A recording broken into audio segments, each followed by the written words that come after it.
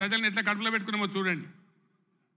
ఇలా చేనేత కార్మికులు బతుకమ్మ చీరలను తెచ్చినాం, తమాషకు తేలే, చెక్కిలి గింతల కోసం తేలే.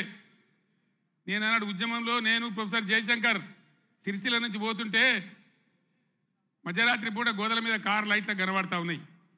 ఆత్మహత్యలు చేసుకోవద్దు, సాగు సమస్యలకు పరిష్కారం కాదు అని. అవి చూసి మేము కళ్ళలో నీళ్లు పెట్టుకొని ఏడ్చినాం. 60 ఏళ్ళ స్వతంత్రంలో ఇలా సావుల గురించి ఆత్మహత్యల గురించి మాట్లాడుతున్నామంటే సిగ్గుపడాలి. తెలంగాణ వస్తే తప్ప బతకమని సిరిసిల్లలో ఒకటే రోజు 11 మంది చేనేత కార్మికులు చచ్చిపోతే పార్టీ నుంచి నేను 50 లక్షల రూపాయలు తెచ్చి మీ దండం పెడతామని ఒక ఏడాది దాకా చావకుండ్రి, తెలంగాణ వచ్చేదాకా బతకండి, మేము మిమ్మల్ని బతికించుకుంటామని చెప్పినామన్నాడు. దాన్ని దృష్టిలో పెట్టుకొని విద్యార్థులు వేసుకునే యూనిఫామ్లు కావచ్చు, పేద వర్గాల మహిళల కోసం పండగకు కొనుక్కొని వాళ్ళ కోసం బతుకమ్మ చీరలు కావచ్చు, పథకం తెచ్చి వాళ్ళకి ఇచ్చినాం.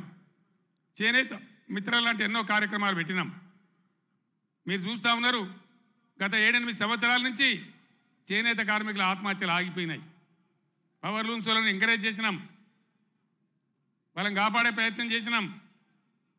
ఏం చేసినా ప్రజలను దృష్టిలో పెట్టుకొని, పేద వర్గాలను దృష్టిలో పెట్టుకొని, రైతులను పెట్టుకొని చేసినాం.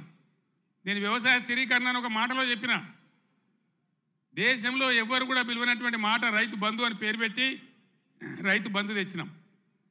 24 గంటలు ఫ్రీ కరెంట్ ఇచ్చినాం.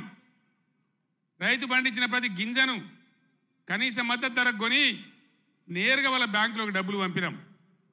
ఈ సదుపాయం వల్ల తెలంగాణ రైతాంగానికి గుండె ధైర్యం వచ్చింది. ఇక నిలబడగలుగుతాం అనుకున్నారు. కానీ 3 నెలలనే ఇంత మార్పు జరిగితే, పంటలు ఎండబెట్టే పరిస్థితి వస్తే నా కళ్ళలో కూడా నీళ్ళు వస్తూ ఉన్నాయి. ఏం అన్యాయం, ఏం గరి. ఆనాడు సమైక్య పాలకులు ఇచ్చినాం, ఇప్పుడు అంతకంటే కూడా భయంకరంగా తయారైందని. నేను చేనేత కార్మికులు కూడా